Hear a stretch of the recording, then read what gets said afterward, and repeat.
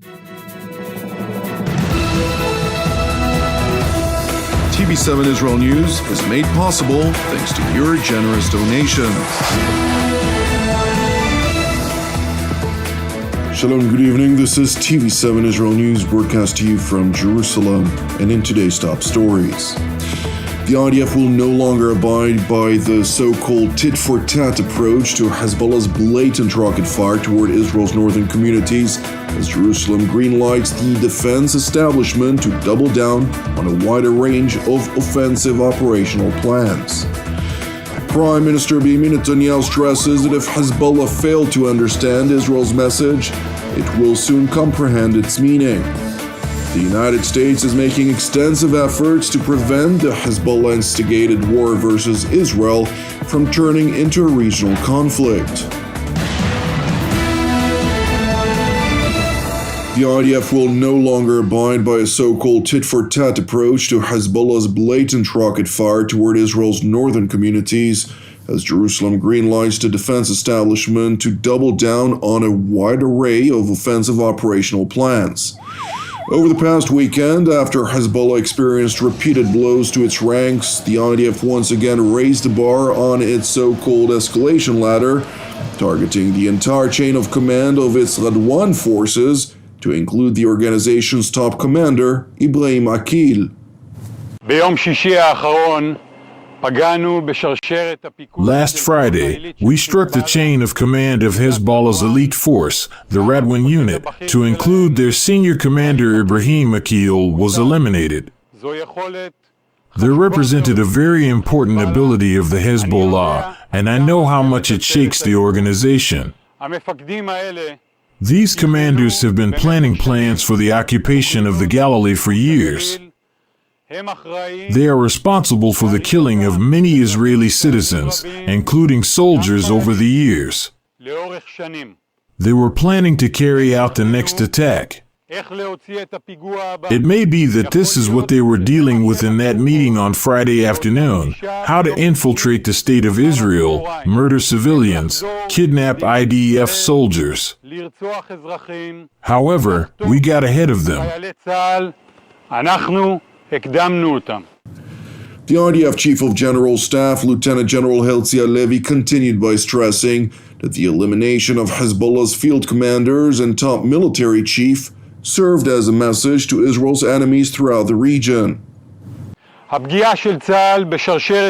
IDF's targeting of Hezbollah's chain of command is a clear message to Hezbollah. It hurts it badly, and it is also a message to the entire Middle East, and even more than that. We will know how to reach anyone who threatens the citizens of the State of Israel. The IDF's top officer went on to highlight Israel's explicit goal for the northern front vis-à-vis the Iranian proxy Hezbollah. We are pushing Hezbollah back from our borderline, which threatens the citizens of Israel, those living near the border, and want assurances that Hezbollah won't be present there. We eliminated over 600 terrorists, including dozens of those who were members of the military leadership of the Hezbollah organization.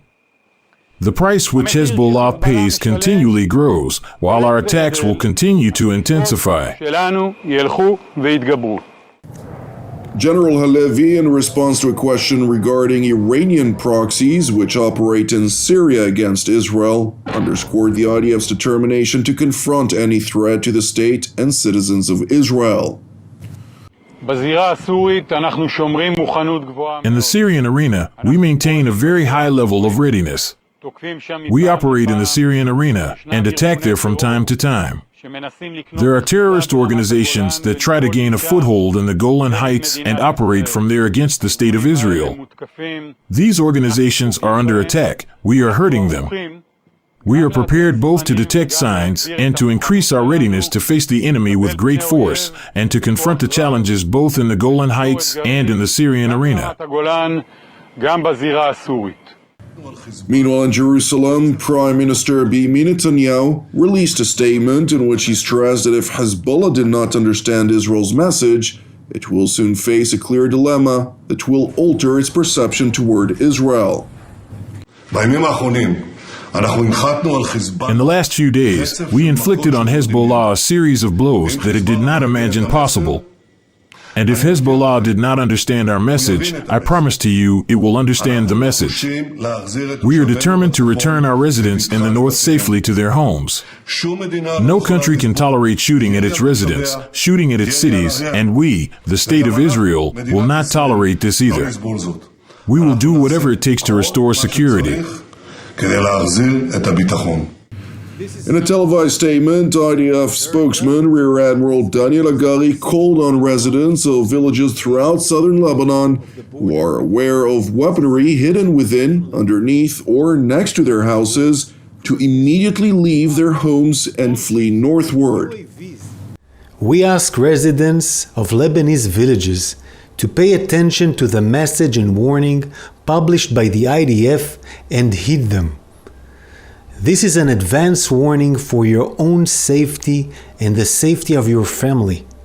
We advise civilians from Lebanese villages located in and next to buildings and areas used by Hezbollah for military purpose, such as those used to store weapons, to immediately move out of harm's way for their own safety. Immediately following the stated warning, tens of thousands of Lebanese residents left their homes, causing severe traffic jams on all motorways leading to the Lebanese capital Beirut. In tandem, the Israeli Air Force launched multiple sorties throughout southern Lebanon, destroying over 800 terror installations belonging to Hezbollah, which according to Lebanese reports killed at least 270 Hezbollah terror operatives and wounded over 1,000 others. Meanwhile, at the Israeli Air Force Command and Control, Israeli Defense Minister Yoav Gallant highlighted Israel's new approach toward Hezbollah's 11 months of blatant aggression. I came here to see the IAF's activities up close. The result is extremely impressive in both defense and offense, at all levels. Hezbollah has begun experiencing the impact of the IDF's capabilities, and they sense that they are being pursued, and we are observing the results. Their activities will continue until we reach a point where we may ensure the safe return of the residents of Israel's northern communities to their homes. This is our goal, this is our mission, and we will employ the means necessary to achieve it. Meanwhile, the Iranian proxy Hezbollah launched multiple barrages of rockets toward Israel's northern communities.